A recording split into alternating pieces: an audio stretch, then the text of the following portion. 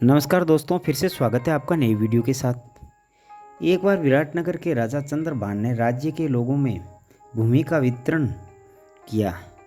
उसने किसान और मजदूर कारीगरों को भूमि कम दी और ब्राह्मणों को काफ़ी अधिक भूमि दी। इस पर लोगों ने सवाल उठाया कि ऐसा क्यों? तो राजा ने स्पष्ट किया, ब्राह्मण अन्य लोगों से अधिक बुद्धिमान और ज्ञानी होते हैं, इसलिए उन्हें अधिक भूमि देना ठीक है। वास्तव में यह उनकी योग्यता का सम्मान है। इस बात पर अपनी बारी आने की प्रतीक्षा में खड़े लोहार और भिश्ती, जो पानी पिलाने वाला था, चिढ़ गए।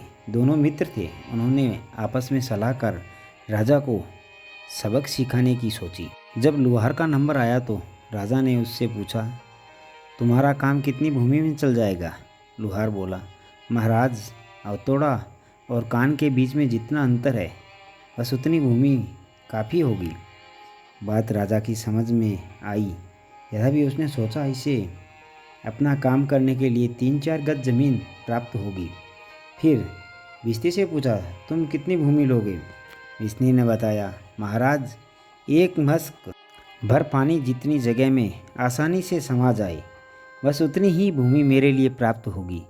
राजा ने सोचा, इसे भी 4-6 गज जमीन ही चाहिए। राजा ने 2 करिंदे उन दोनों के साथ भेज दिए और कहा, इन्हें ज़मीन नाप दो।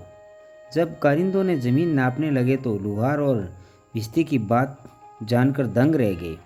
लोहार बोला, एक हथौड़े की आवाज़ जहाँ तक कान आसानी से सुन सके वहाँ तक ज़मीन चाहिए।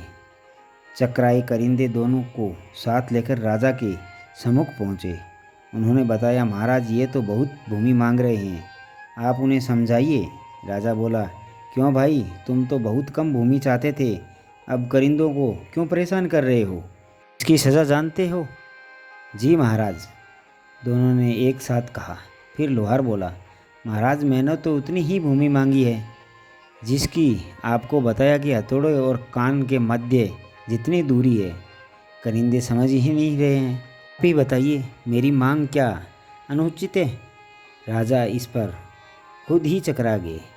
फिर भिश्ती बोला, मैंने तो आपसे बोला था कि मशक भर पानी जितनी भूमि में आसानी से समा जाए बस उतनी ही भूमि चाहिए। मैं भूमि पर पानी छिड़कने लगा तो करिंदे बोले, एक जगह मशक उड़ेल देना, पर पानी आसानी से भूमि में समा जाएगा।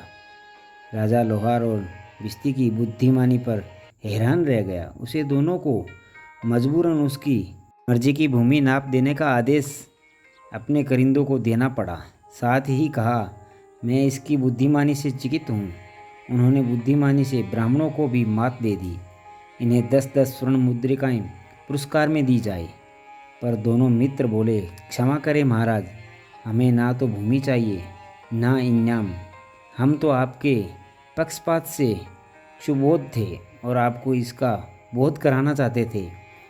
आपने उन ब्राह्मणों को अधिक भूमि दी जो स्वयं कृषि नहीं कर सकते और दूसरों के दान पर उन्हें जीवन बिताने की आदत है, और हाड़ तोड़ मेहनत कर राज्य को जो खुशहाल बना रहे हैं, उन मजदूरों, किसानों और कारीगरों को कम भूमि दिए।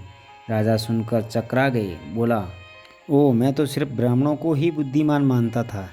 तुमने मुझे ये बोध करा दिया कि बुद्धिमानी किसी वर्ग विशेष की बपौती नहीं है।